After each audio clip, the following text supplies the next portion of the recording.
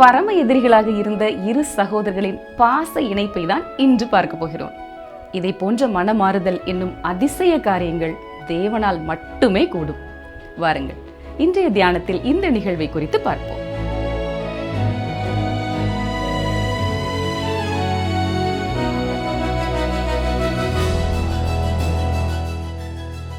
கர்த்தருடைய வசனத்தின் மேல் விருப்பத்தோடு தொடர்ந்து எங்களோடு இணைந்து கொள்ளும் உங்களை கர்த்தர் ஆசீர்வதிப்பாராக.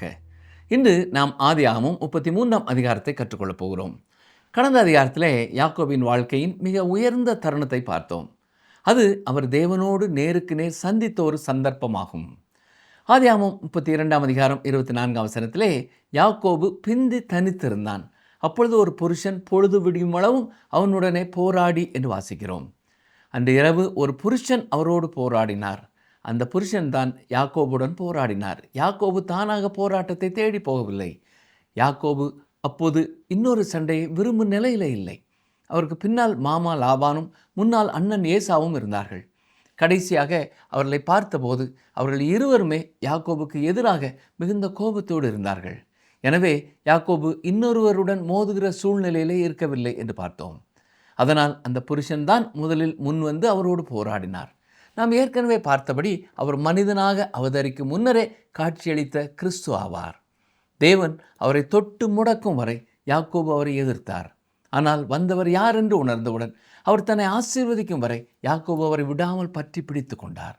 நம்முடைய வாழ்க்கையிலையும் நாம் சொந்தமாக போராடி கொண்டில்லாமல் முழுவதும் நம்மை கர்த்தருக்கு ஒப்பு கொடுத்து விசுவாசத்தோடு அவரை உறுதியாக பற்றி பிடித்து கொள்ளும் பொழுது இந்த உலகத்தை ஜெயிக்கிற ஜெயத்தை அவர் நமக்கு கொடுக்கிறார். அவர் நம்மை பலப்படுத்த வல்லமை உள்ளவராய் இருக்கிறார். இந்த தருணத்திலிருந்து யாக்கோபிடம் ஒரு மாற்றத்தை பார்ப்போம். இந்த அதிகாரத்திலே அவருடைய வாழ்க்கை பின்தொடரும் போது நாம் ஒரு புதிய மனிதரை சந்திப்பது போல இருக்கும். உண்மையை சொல்லப்போனால் இப்பொழுது அவர் ஒரு புதிய மனிதன் தான். ஆதியாகமம் 33ஆம் அதிகாரம் 1ஆம் வசனத்தை பாருங்கள். யாக்கோபு தன் கண்களை ஏறெடுத்து, இதோ ஏசாவும் அவனுடைய கூட 400 மனிதரும் வருகிறதை கண்டு பிள்ளைகளை லேயாளிடத்திலும் ராகேலிடத்திலும் 2 பணிவிடைக்காரிகள் இடத்திலும் வெவ்வேறாக பிரித்து வைத்து. யாக்கோபு தனது குடும்பத்தை பாதுகாத்துக் கொள்வதற்காக இப்பொழுது அவர்களை தனியாக பிரித்து வைக்கிறார். ஆதியாகமம் 33ஆம் அதிகாரம் 2ஆம் 3ஆம் வசனங்களை பாருங்கள். பணிவிடைக்காரிகளையும் அவர்கள் பிள்ளைகளையும் முதலிலும், லேயாளையும் அவள் பிள்ளைகளையும் இடையிலும், ராகேலையும் யோசேப்பையும் கடையிலும் நிறுத்தி தான் அவர்களுக்கு முன்பாக நடந்து போய் 7 விசை தரை மட்டும் குனிந்து வணங்கி தன் சகோதரன் கிட்ட சேர்ந்தான். யாக்கோபு தனது சகோதரன் ஏசாவை சந்திக்கும் பொழுது எடுக்கப்பட்ட ஒரு படத்தை நாம் பார்த்தால் நன்றாக இருக்கும். ஏசா 1 மைல் தொலைவில் இருக்கும் பொழுதே யாக்கோபு குனிந்து வணங்க தொடங்கி விட்டார் என்று நினைக்கிறேன்.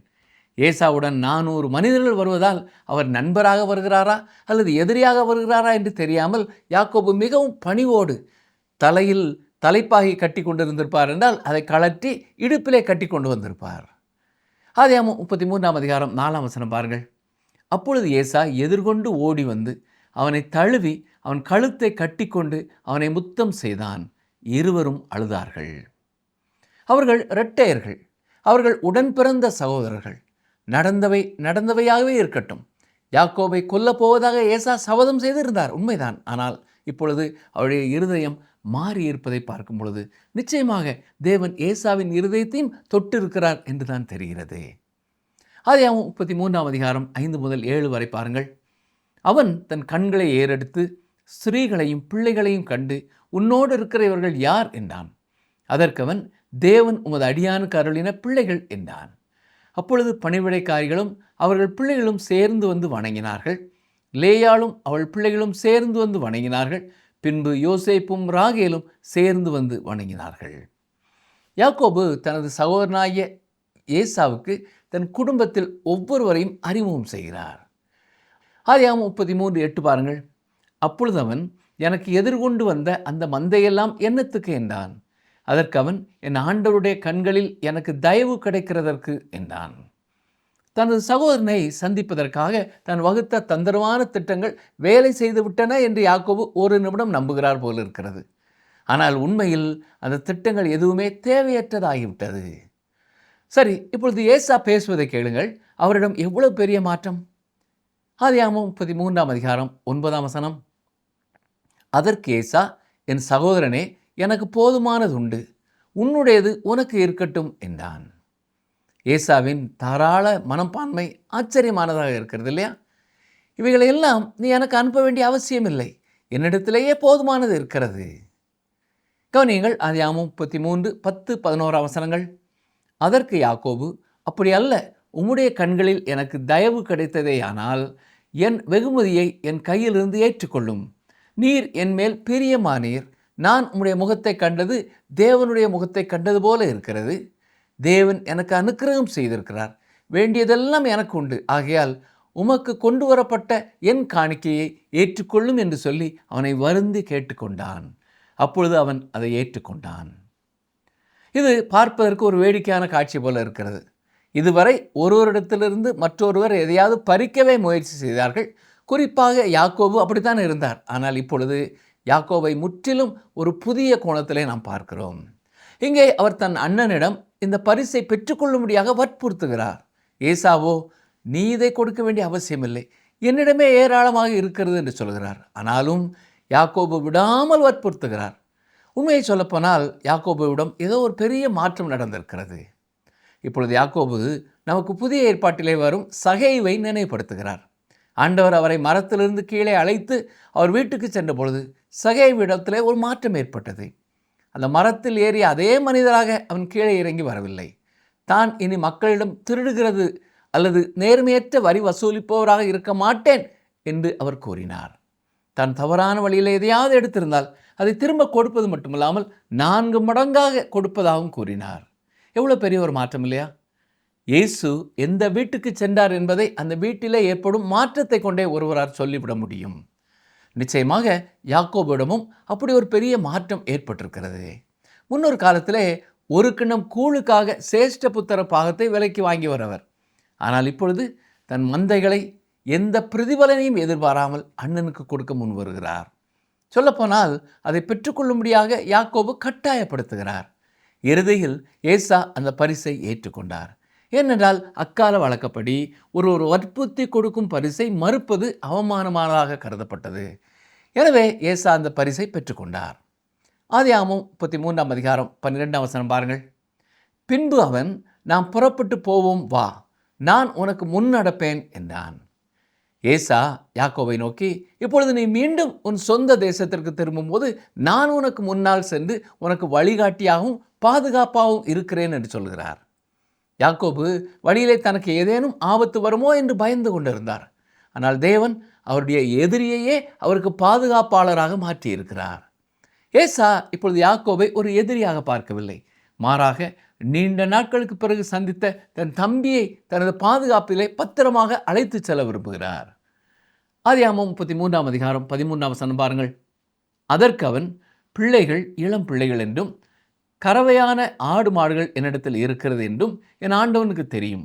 அவைகளை ஒரு நாளாவது துரிதமாய் ஓட்டினால் மந்தையெல்லாம் மாண்டு போகும். யாக்கோபு இப்பொழுது ஒரு பொறுப்பான குடும்ப தலைவராக யோசிக்கிறார். பலவீனமான குழந்தைகளும் விலங்குகளும் துன்பப்படக்கூடாது என்பதிலே கவனமாயிருக்கிறார். நான் என் குடும்பத்தோடு பயணம் செய்கிறேன், என்னோடு சிறிய குழந்தைகள் இருக்கிறார்கள், அது மட்டுமல்ல ஆடு மாடு மந்தைகளிலேயும் குட்டிகள் இருக்கின்றன, எங்களால் மிக வேகமாக செல்ல முடியாது. நீங்கள் உங்கள் 400 வீரர்களோடு வேகமாக செல்ல விரும்புவீர்கள், எனவே நீங்கள் எங்களுக்கு முன்னால் செல்லுங்கள் என்று சொல்லுகிறார். ஆதியாகமம் 33:14, என் ஆண்டவனாகிய நீர் உமது அடியானுக்கு முன்னே போம், நான் சேயீருக்கு என் ஆண்டவனிடத்தில் வரும் அளவும் எனக்கு முன் நடக்கிற மந்தைகளின் கால்நடைக்கும் பிள்ளைகளின் கால்நடைக்கும் தக்கதாக மெதுவாய் அவைகளை நடத்தி கொண்டு வருகிறேன் என்றான். யாக்கோபு சொல்வது என்ன? ஏசாவே, என்னால் உங்களது வேகத்திற்கு ஈடு கொடுக்க முடியாது, எனக்கேற்ற வேகத்தில் தான் நான் மெதுவாக வர வேண்டும், எனவே நீங்கள் முன்னால் செல்லுங்கள் என்று சொல்கிறார். ஆதியாகமம் 33:15-16 வசனங்கள். அப்பொழுது ஏசா, என்னிடத்தில் இருக்கிற ஜனங்களில் சிலரை நான் உன்னிடத்தில் நிறுத்திவிட்டு போகட்டுமா என்றான். அதற்கு அவன், அது என்னத்திற்கு? என் ஆண்டவனுடைய கண்களில் எனக்கு தயவு கிடைத்தால் மாத்திரம் போதும் என்றான். அன்றைய தினம் ஏசா திரும்பி தான் வந்த வழியை சேயீருக்கு போனான். அந்த காலகட்டத்திலே ஏசா தெற்கு கானான் பகுதியில் இருந்த ஏதோம் தேசம் என்று அழைக்கப்படும் சேயீர் பகுதியிலே வாழ்ந்து வந்தார். பின்னர் தந்தை ஈசாக்கு மரித்த பிறகு அவர் சேயீர் மலைப்பகுதிக்கு குடிபெயர்ந்தார். உபாகமும் 2ஆம் அதிகாரம் 5ஆம் வசனத்திலே சொல்லப்பட்டிருப்பது போல அந்த இடத்தை தேவன் ஏசாவிற்கு சொந்தமாக கொடுத்தார். யாக்கோபுக்கு வாக்களிக்கப்பட்ட தேசத்தை தேவன் கொடுத்தது போல ஏசாவிற்கும் ஒரு குறிப்பிட்ட பகுதியை தேவன் ஒதுக்கி கொடுத்தார் என்பதை இது காட்டுகிறது. சகோதரர்கள் இருவரும் சமாதானமாகிவிட்டாலும் அவரின் சொத்துக்களும் மந்தைகளும் பெருகியதால் அவர்கள் வெவ்வேறு பகுதிகளிலே தான் குடியேற வேண்டிய சூழ்நிலை உருவானது. ஏசா சேயீர் மலைக்கு சென்ற பிறகு அவருடைய சந்ததியினர் ஏதோமியர் என்று அழைக்கப்பட்டார்கள். அடுத்த வசனம் பாருங்கள். ஆதியாகமம் 33:17. யாக்கோபு சுக்கோத்திற்கு பிரயாணம் பண்ணி தனக்கு ஒரு வீடு கட்டி தன் மிருக ஜீவன்களுக்கு கொட்டாரங்களை போட்டான். அதனாலே அந்த ஸ்தலத்துக்கு சுக்கோத் என்று பெயரிட்டான். இங்கே நடந்த காரியங்களை கவனிக்காமல் நாம் அவ்வளவு சீக்கிரம் வேகமாக சென்று விடக்கூடாது. யாக்கோபு என்ற இந்த மனிதனிடத்தில் ஒரு மிகப்பெரிய மாற்றம் ஏற்பட்டிருக்கிறது.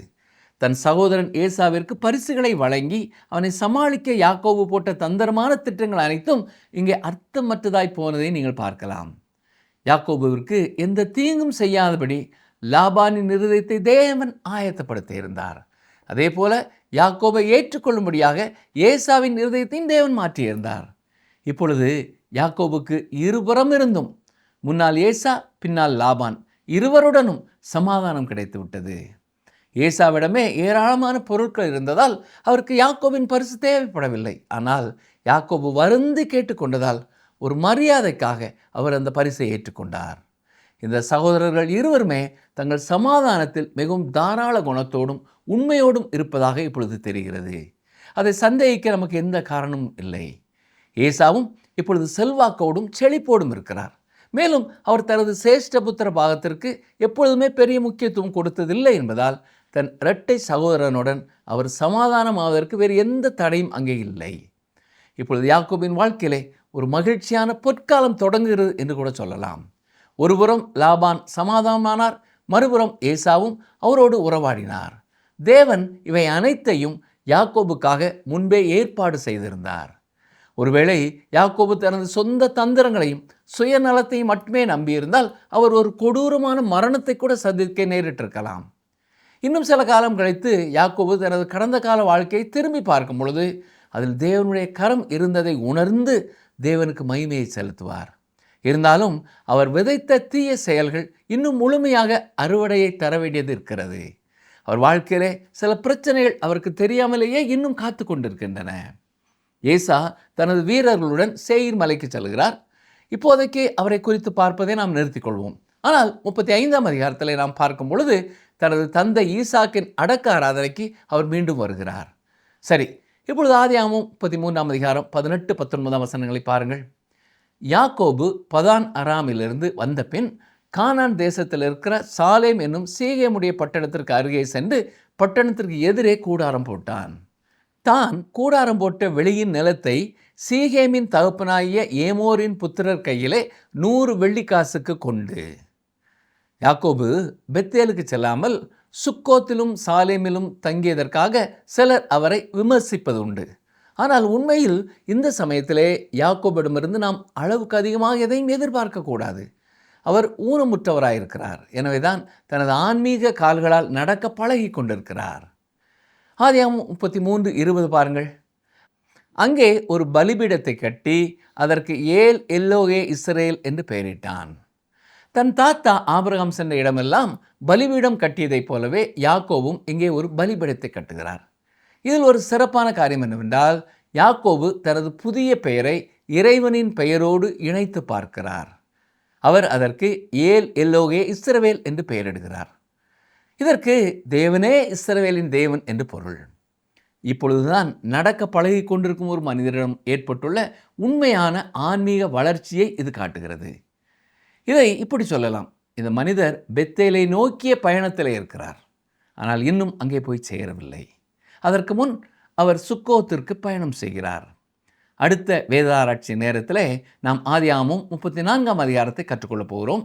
அதற்கு முன் சில காரியங்களை கவனிப்போம்.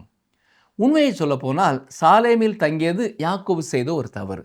ஏனென்றால் அங்கே அவருடைய குடும்பத்தில் ஒரு மிகப்பெரிய அவமானம் ஏற்பட போகிறது. லேயாளின் மூலம் பிறந்த யாக்கோபின் மகளான தீனாள் ஏவியனான ஏமோரின் மகன் சீகேமினால் தீட்டுப்படுத்தப்படுகிறாள். இதற்கு பழிவாங்கும் விதமாக தீனாளின் உடன் பிறந்த சகோதரர்களான சிமியோனும் லேவியும் அந்த நகரத்தில் இருந்த ஆண்கள் அனைவரையும் கொன்று குவிக்கிறார்கள். இந்த செயலை நியாயப்படுத்த முடியாது. இது யாக்கோபின் குடும்ப வரலாற்றிலே ஒரு கரைதான். லாபானை விட்டு ஆரான் தேசத்திலிருந்து யாக்கோபு ஏன் சீக்கிரம் கிளம்ப வேண்டும் என்று தேவன் விரும்பினார் என்பதற்கு இதுவே சாட்சி. அந்த சூழ்நிலையிலிருந்து அவரை வெளியே கொண்டு வந்ததில் தேவன் சரியாகவே செயல்பட்டார் என்பதை நாம் புரிந்து கொள்ள வேண்டும். ஆதியாகமத்திலே தேவன் 2 காரியங்களுக்கு அதிக முக்கியத்துவம் கொடுக்கிறார். ஒன்று வம்சாவளி, அதாவது ஒரு விசுவாசியையே திருமணம் செய்து கொள்ள வேண்டும் என்பதிலே தேவன் அக்கறையாய் இருக்கிறார். இது தொடர்ந்து வரும் தலைமுறைகளின் தூய்மைக்கு முக்கியமானது. இரண்டாவதாக, ஒரு விசுவாசி வாழ வேண்டிய சூழ்நிலை, ஒரு தனிநபரை சுற்றியுள்ள சூழ்நிலை எவ்வளவு முக்கியம் என்பதை யாக்கோபின் வாழ்க்கையிலே நாம் பார்க்கிறோம். யாக்கோபிற்கு பெரிய குடும்பம் இருந்தது. 12 மகன்கள் மட்டுமல்லாமல் மகள்களும் இருந்தார்கள். இந்த துயரமான சம்பவத்திலே தீனாளின் பங்கு இருப்பதால் மட்டுமே அவள் பெயர் இங்கே குறிப்பிடப்பட்டுள்ளது. ஆதியாகம புத்தகத்தை புரிந்து கொள்வதற்கு நாம் கவனிக்க வேண்டிய மற்றொரு முக்கியமான காரியம் உண்டு. அது அந்த குடும்பங்களுக்குள் இருந்த பிரச்சனைகள். அதை நீங்கள் கவனித்தீர்களா? ஆபிரகாமின் குடும்பத்தில் அங்கே பிரிவினையும் போராட்டமும் இருந்தது. ஈசாக்கின் குடும்பத்தில் அங்கும் சண்டைகளும் சிக்கல்களும் இருந்தன. ஈசாக்கிற்கு ஏசாவின் மேல் தனி பிரியம், ரெபெக்காளுக்கோ தன் மகன் யாக்கோவின் மேல் அதிக பிரியம். இது அந்த குடும்பத்திலே மிகப்பெரிய குழப்பத்தை உண்டாக்கியது. இப்பொழுது யாக்கோவின் குடும்பத்திலும் இதே போன்ற மிகப்பெரிய பிரச்சனைகள் உருவாவதை நாம் பார்க்க போகிறோம். ஆதியாகம புத்தகத்திலே சிறிதும் அழகற்ற 3 அதிகாரங்கள் இருக்கின்றன. அவை அனைத்தும் யாக்கோபுக்கு கொடுக்கப்பட்ட லாபானின் மூத்த மகளான லேயாளின் பிள்ளைகளை பற்றியவை. பலதார மனத்தை தேவன் அங்கீகரிப்பதில்லை என்பதற்கு இது ஒரு சான்றாயிருக்கிறது. இது ஒரு குறிப்பிட்ட அளவிற்கு யாக்கோபின் மேல் திணிக்கப்பட்டது என்பது உண்மைதான். ஆனால் எந்த வகையிலும் அதை சரியானதாக ஆக்கிவிடாது. யாக்கோபும் அதற்கு உடன்பட்டு போனார். இந்த பகுதியிலே லேயாளின் பிள்ளைகள் அனைவரும் பாவத்தில் ஈடுபட்டிருப்பதை நாம் பார்க்கிறோம். அவளுக்கு 6 ஆண் பிள்ளைகள் இருந்தார்கள். இந்த அதிகாரத்திலே அது சிமியோன் மற்றும் லேவி. 35ஆம் அதிகாரத்திலே நாம் மற்றொரு மகனான முதற் பேரான ரூபனிடம் வருகிறோம். 38ஆம் அதிகாரத்திலே அது யூதாவாக இருக்கும். லேயாளின் மகன்கள் ஒவ்வொருவரும் மிகவும் மோசமானவர்களாக மாறினார்கள். அவளுடைய வாழ்க்கையிலே வெளிப்படையான பாவம் இருந்தது. இந்த குடும்பங்கள் அனைத்திலும் பெரும் சண்டைகள் இருந்ததையும் நாம் ஏற்கனவே கவனித்திருக்கிறோம். ஆனால் இப்பொழுது மற்றொரு அம்சம் உள்ளே நுழைந்திருக்கிறது.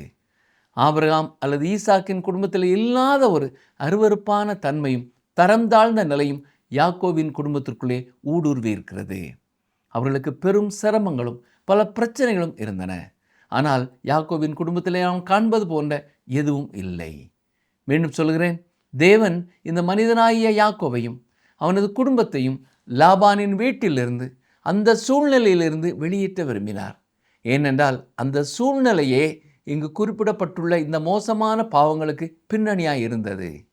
யாக்கோபு மற்றும் ஏசாவின் சந்திப்பு கர்த்தருடைய பிள்ளைகளின் வாழ்க்கையிலே தேவன் செய்யும் 2 மகத்தான காரியங்களை நமக்கு வெளிப்படுத்தியது. தேவன் இருதயங்களை மாற்றுகிறவர். யாக்கோபு தன் அண்ணன் ஏசாவை குறித்து மிகுந்த அச்சத்தில் இருந்தார்.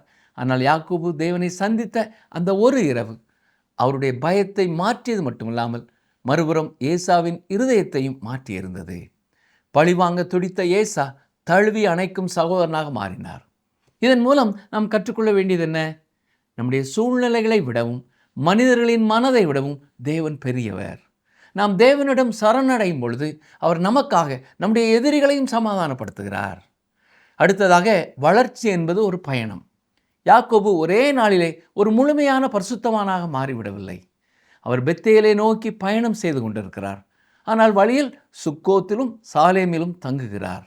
அவர் இன்னும் ஆன்மீக ரீதியாக நடக்க பழகும் ஒரு குழந்தை போலவே இருக்கிறார். இன்று நம்முடைய வாழ்க்கையிலேயும் சில பலவீனங்கள் இருக்கலாம். ஏன் என்னால் இன்னும் முழுமையாக மாற முடியவில்லை என்று நாம் சோர்ந்து போகலாம். ஆனால் தேவன் நம்முடைய மெதுவான வளர்ச்சியை கண்டு நம்மை தள்ளி விடுகிறதில்லை. அவர் நம்மை பொறுமையோடு வழி நடத்துகிறார். மேலும் யாக்கோபின் குடும்பத்தில் ஏற்பட்ட கசப்பான சம்பவங்களும் லேயாளின் பிள்ளைகளிடத்திலே காணப்பட்ட பாவங்களும் நமக்கும் ஒரு எச்சரிக்கையாக இருக்கின்றன.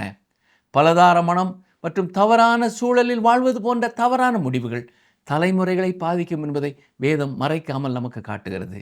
ஆனாலும் இவ்வளவு குழப்பமான ஒரு குடும்பத்திலிருந்தே தேவன் இஸ்ரவேல் எனும் தேசத்தை உருவாக்கினார். நம்முடைய கடந்த கால தவறுகள் அல்லது நம் குடும்ப பின்னணி எவ்வளவு மோசமானதாக இருந்தாலும் நாம் தேவனிடம் திரும்பும் பொழுது அவர் நம்மை ஒரு புதிய மனிதனாக மாற்றுகிறார். யாக்கோபு கட்டிய பலிபீடத்திலே ஏல் எலோகே இஸ்ரவேல் என்று அவர் பெயரிட்டார். ஆபிரகாமின் தேவன் என்றும் ஈசாக்கின் தேவன் என்றும் சொல்லிக் கொண்டிருந்த யாக்கோபு இப்பொழுது முதல் முறையாக என் தேவன் என்று உரிமை பாராட்டுகிறார். உங்களுடைய வாழ்க்கையிலேயும் தேவன் இத்தகைய ஒரு தனிப்பட்ட உறவை ஏற்படுத்த விரும்புகிறார். உங்கள் பலவீனங்களோடு அவரிடம் வாருங்கள். அவர் உங்களை சீர்படுத்தி உங்கள் போராட்டங்களை சமாதானமாக மாற்றி உங்களை முதிர்ச்சியுள்ள பிள்ளைகளாக வழி நடத்துவார். ஜெபிப்போமா.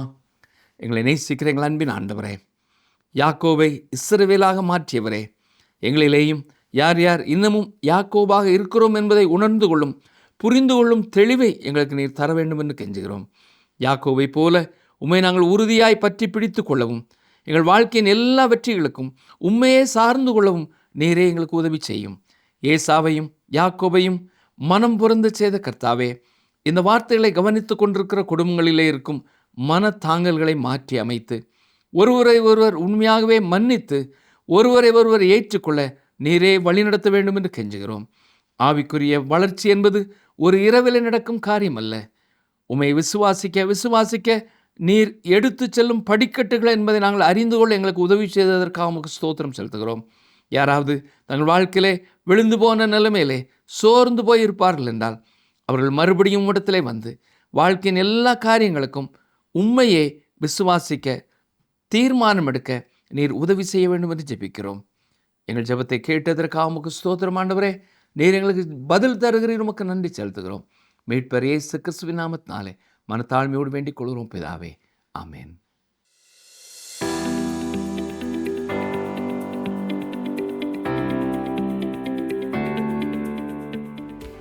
யாக்கோபு ஏசாவை எத்தனை முறை வணங்கினான்?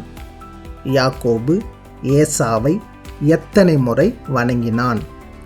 ஆப்ஷன் ஏ 7 விசை, ஆப்ஷன் பி 8 விசை, ஆப்ஷன் சி 10 விசை.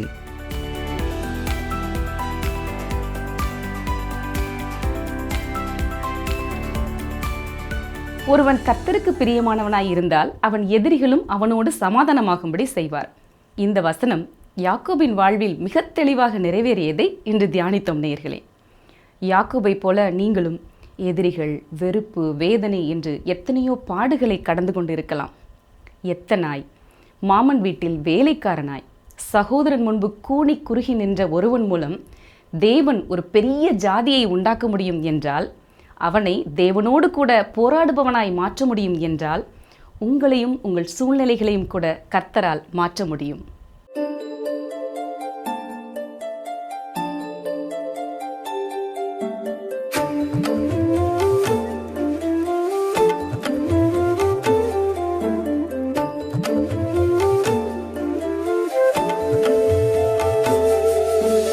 மறவாமல் நினைத்தீரையா, மனதார நன்றி சொல்வே. மறவாமல் நினைத்தீரையா, மனதார நன்றி சொல்வே. இரவும் பகலும் என்னை நினைந்து இதுவரை நடத்தினீரே. இரவும் பகலும் என்னை நினைந்து இதுவரை நடத்தினீரே. நன்றி நன்றி ஐயா, கோடி கோடி நன்றி ஐயா. நன்றி நன்றி ஐயா, கோடி கோடி நன்றி ஐயா. மறவாமல் நினைத்தீரையா, மனதார நன்றி சொல்வே. மறவாமல் நினைத்தீரையா, மனதார நன்றி சொல்வே.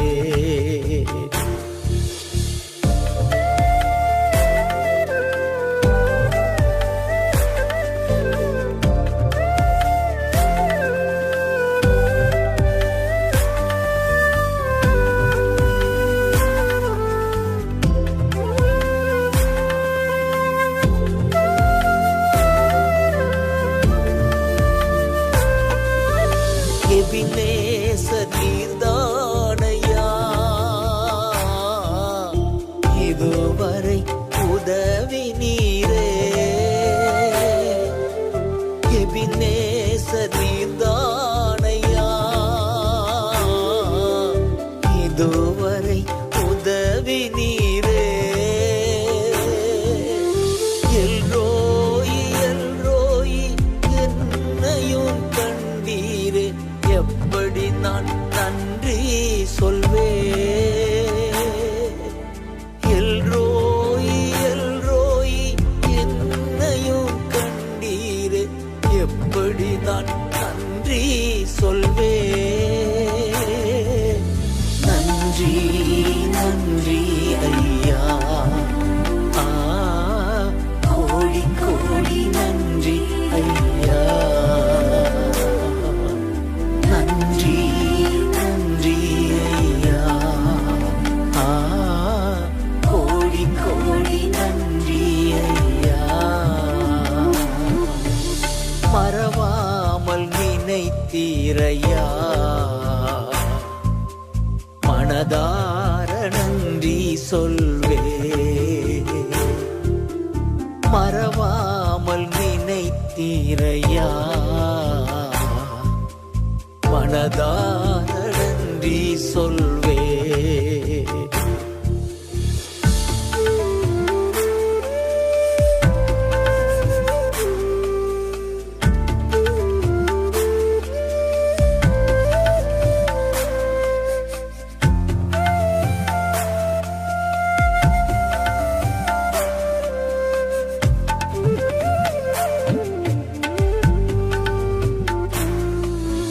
பலவீன நேரங்களில்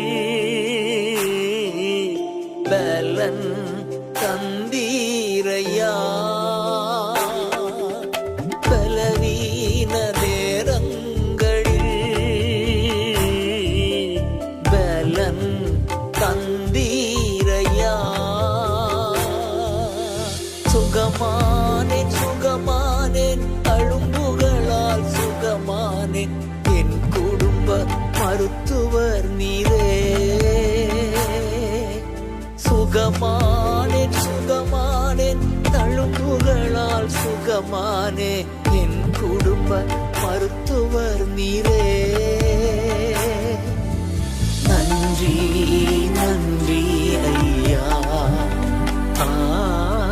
கோடி கோடி நன்றி ஐயா.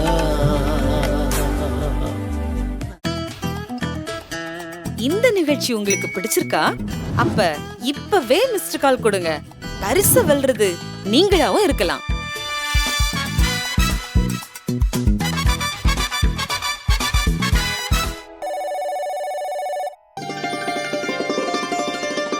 கர்த்தர் உன் போக்கையும் உன் வரத்தையும் இது முதற்கொண்டு என்றைக்கும் காப்பார். சங்கீதம் 121:8.